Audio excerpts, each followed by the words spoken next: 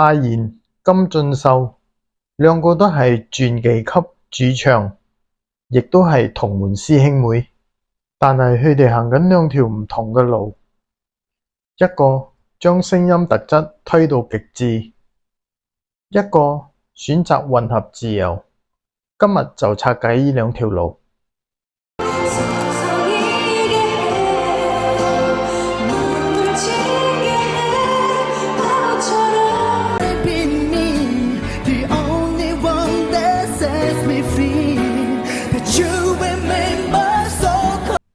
泰妍嘅路徑好清楚，刀型嘅精準度非常突出，集中、鋒利、穩定，每一個高音你都會聽到好精密嘅控制。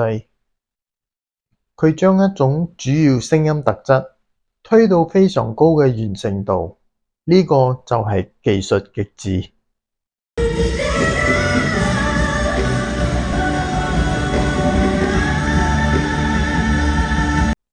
金俊秀行另一條路，拳、刀、鋒三種形態隨時切換，一句入邊可以拳變刀，再變鋒，甚至三種同時出現。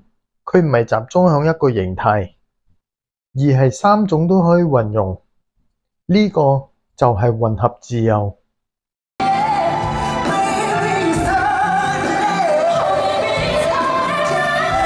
泰妍 Focus 技術將刀型嘅精準度推到極高，金俊秀 Focus 響混合，將三種形態靈活運用，一個追求極致精準，一個追求自由切換，兩條路，兩個都係傳奇級嘅主唱。